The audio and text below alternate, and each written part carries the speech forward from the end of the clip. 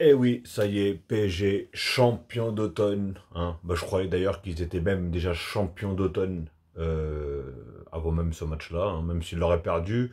Mais heureusement qu'ils l'ont gagné quand même, hein, tout simplement parce que je crois que Metz, son dernier, je sais pas si on dit Metz ou Metz, mais bon, bref, vous m'avez compris.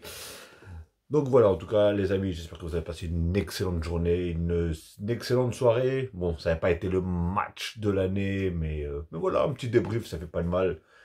Et c'est gratuit et ça mange pas de pain tout simplement. Mais avant toute chose, bien sûr, comme d'habitude, n'hésitez pas à liker, à commenter, à partager. Et si ce n'est pas encore fait, abonnez-vous en masse et cliquez sur la petite cloche en bas à droite pour avoir toutes les notifications une fois que je mettrai une vidéo en ligne. Ok les amis, bon bah écoutez, petite victoire, enfin petite victoire, petit match, victoire du PSG, 3-1, avec, je tenais à dire quand même, une première mi-temps calamiteuse. Alors, tout ce que je déteste dans le football, attaque, défense. T'as 11 joueurs qui jouent en défense et t'as les autres qui attaquent, qui tournent, essuie-glace, etc., qui essaient de trouver des solutions. Mais voilà, en tout cas en deuxième mi-temps, bah, je pense que de toute façon, la première mi-temps, c'était pas possible qu'ils tiennent 90 minutes avec ce système-là. C'est pas possible, tu fais que courir. À un moment, ils étaient à 80% de possession de balle, le PSG. Tu peux pas courir, t'amuser à courir pendant 90 minutes comme ça. Tu peux être qui tu veux, hein. Donc au final, ils les ont eu à l'usure, tout simplement. En deuxième mi-temps, ils sont revenus déjà avec un autre état d'esprit.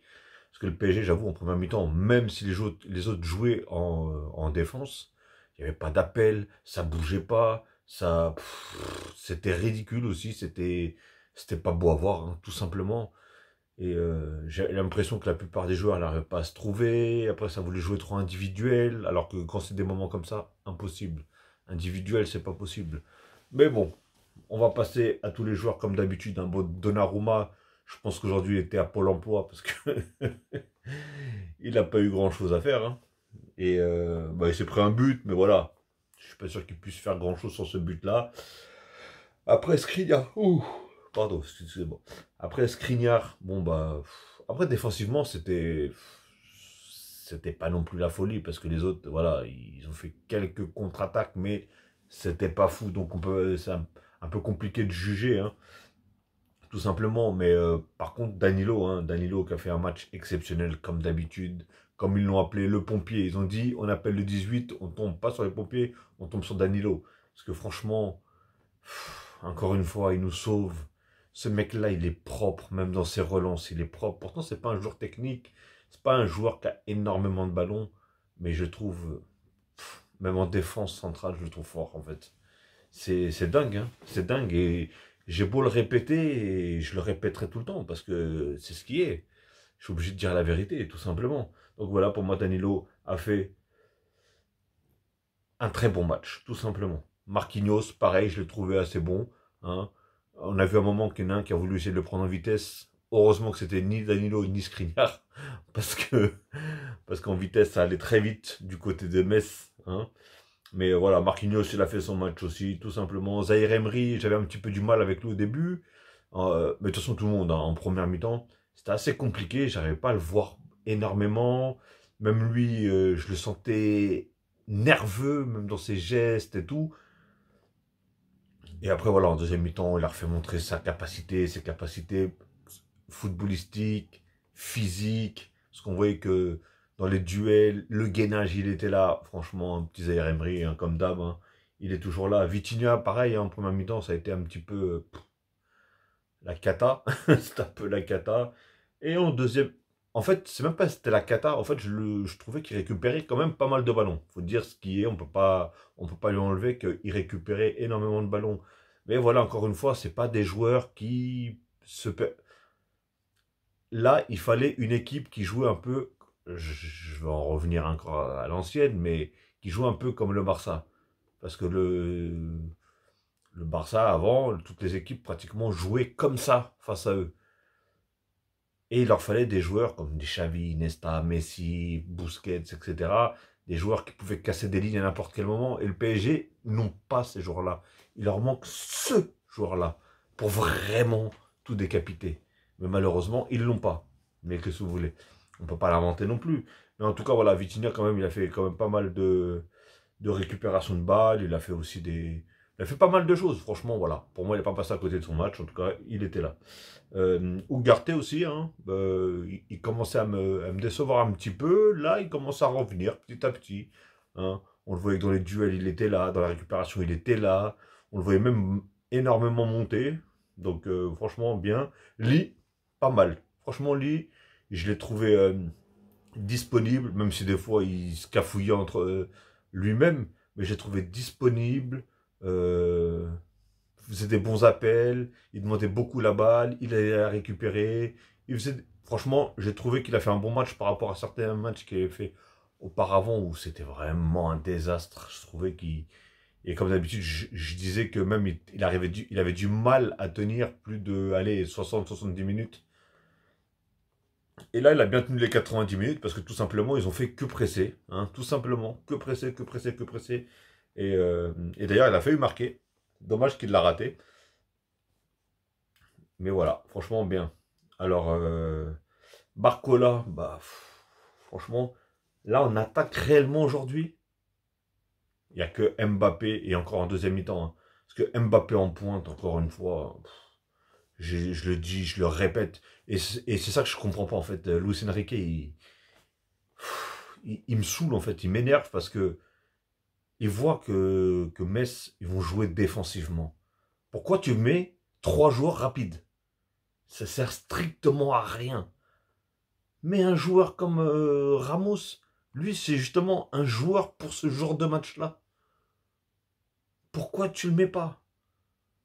Là, pour moi, Barcola, voilà, il a fait quelques petites percées, même comme il n'arrivait pas à droite. Bah, en fait, ils ont échangé parce que l'autre, il jouait mal à droite, donc ils l'ont passé à gauche, et l'autre, il jouait pas très bien à gauche, donc ils l'ont mis à droite. Mais ça n'a pas non plus fait des miracles. Donc voilà, Barcola, voilà, j'ai pas trop accroché aujourd'hui personnellement. Après Colomwani, bah écoute, moi pour moi il est complètement passé encore une fois de plus à côté de son match parce que franchement, ses passes nulles, ses attaques nulles, ses appels. Pourtant je le préfère sur un côté que dans l'axe. Mais dans ce cas-là, mets Barcola à droite, mets Mbappé à gauche, hein, ils apporteront plus sur les côtés, et lui, mets-le au centre, parce que de toute façon, Mbappé, il est nul dans le centre, donc à chaque fois, il est obligé de lui partir sur un côté, donc ça sert à rien. Donc c'est mieux de faire ça, hein, personnellement, s'ils insistent tout le temps avec Colomoni, parce que franchement, ils insistent vraiment, hein. Ça fait un bon moment qu'il ne fait pas un bon match, mais il continue à le mettre. Alors, je sais pas, est-ce qu'il a un problème avec Asensio? Est-ce qu'il a un problème avec Ramos, etc. Je sais pas du tout. Mais voilà, il insiste avec Colomoni.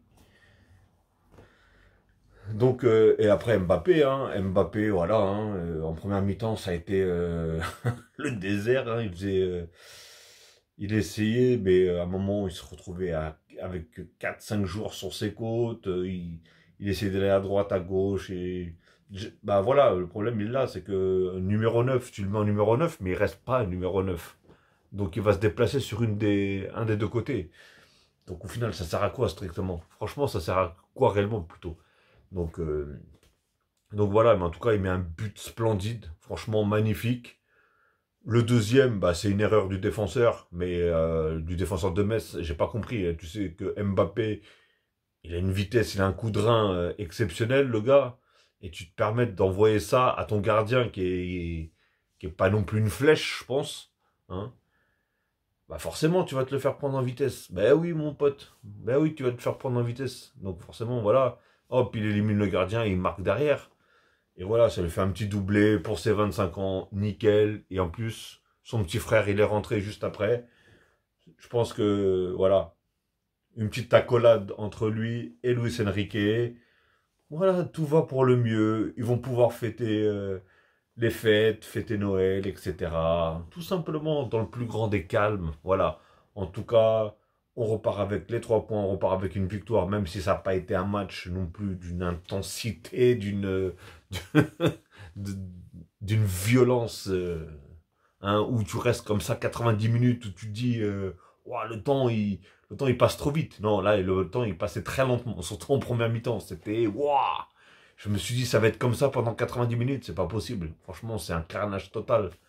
Donc, euh, donc voilà. En tout cas, après, j'ai vu que même en deuxième mi-temps, ça courait déjà beaucoup plus. Bah, Metz se sont un petit peu plus libérés du coup, parce qu'en plus, ils ont réussi à mettre un but. Après un moment, il y a eu deux, parce que PSG menait 2-0. Après, ils sont revenus quand même à 2-1. Je pense qu'ils se sont dit, pourquoi pas essayer d'aller gratter au moins un point, un match nul, un point. Voilà.